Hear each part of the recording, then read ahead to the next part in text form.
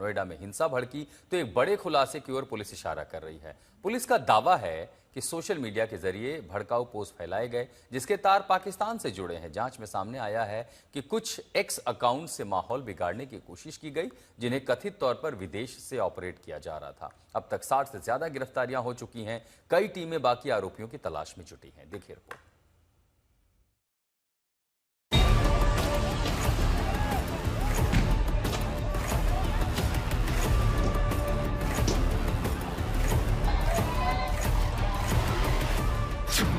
नोएडा हिंसा के पीछे पाकिस्तान कनेक्शन, सोशल मीडिया से साजिश, बाहर से भड़काई गई हिंसा, एक्स अकाउंट से भड़काऊ पोस्ट, शहर में फैला डर और गुस्सा, हिंसा के पीछे छिपे चेहरे, पुलिस ने खोली साजिश की परत।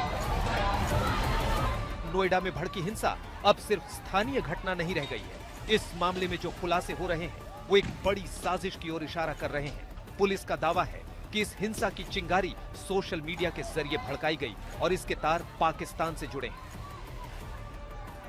सोशल मीडिया प्लेटफॉर्म एक्स पर कुछ ऐसे पोस्ट सामने आते हैं जो देखते ही देखते लोगों के बीच तेजी से फैलने लगते हैं। बताया जा रहा है कि @ProudIndianNavi और @Mir_Elias_INC नाम के अकाउंट से कई भड़काऊ और भ्रामक पोस्ट शेयर किए गए जिनका मकसद था इलाके में तनाव फैलाना और लोगों को उकसाना। ट्विटर से आज प्राप्त डेटा के अनुसार जो उन्होंने अपने टेक्निकल डिटेल्स हमें उपलब्ध कराए हैं और उसकी एनालिसिस के उपरांत ये फैक्ट सामने आया है कि ये दोनों ही ट्विटर हैंडल्स @ProudIndianNavi एंड एक आपका है जिसकी सूचना आपको अलग से दे दी जाएगी जो उस FIR का हिस्सा है। ये दोनों ही हैंडल लगातार पाकिस्तान से ऑपरेट होना पाए गए हैं। इनमें लगातार जो नेट की कनेक्टिविटी और IP एड्रेसेस हैं वो पाकिस्तान के हैं और इनके द्वारा समय समय पर VPN का भी दुरुपयोग किया जाना पाया गया है। हिंसा वाले दिन इन पोस्ट्स का असर भी जल्दी दिखने लगा। गौतम बुद्ध नगर के कई इलाकों में डर और गुस्से का माहौल बन गया। देखते ही देखते भीड़ सड़कों पर उतर आई। कई जगहों पर पत्थरबाजी हुई, लोगों पर हमले किए गए और हालात बेकाबू होते चले गए।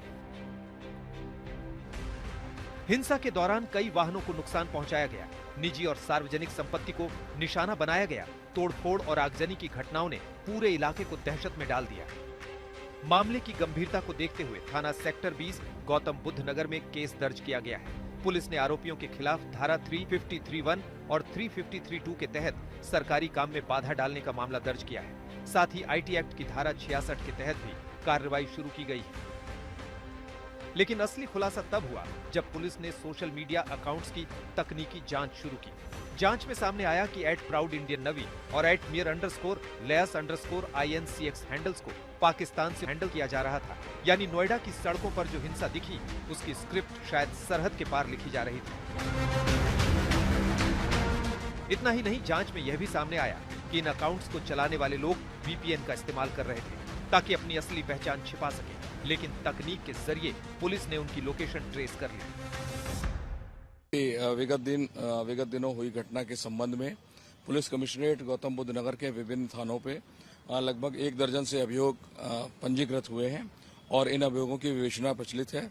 इस विवेचना के दौरान लगभग 62 से अधिक अभियुक्तों को जो जिनकी भूमिका उपद्रव करने में और इस प्रकार की घटना को अंजाम देने में रही है उनको गिरफ्तारी उनकी सुनिश्चित की गई है।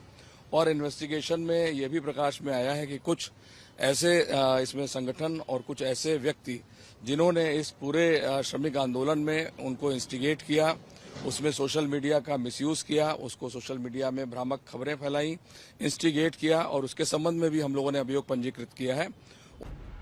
आपको बता दें, नोएडा हिंसा मामले में अब तक दर्जनों मामले दर्ज किए गए हैं। अब तक 62 लोगों की गिरफ्तारी हुई है। साथ ही और भी लोगों की पहचान की गई जिन्हें पकड़ने के लिए पुलिस की कई टीमें लगी हैं। फिलहाल पुलिस और सुरक्षा एजेंसियां पूरी तरह सतर्क हैं। सोशल मीडिया पर लगातार नजर रखी जा रही है और इस मामले की हर एंगल से जांच की जा रही है। आज तक ब्यूरो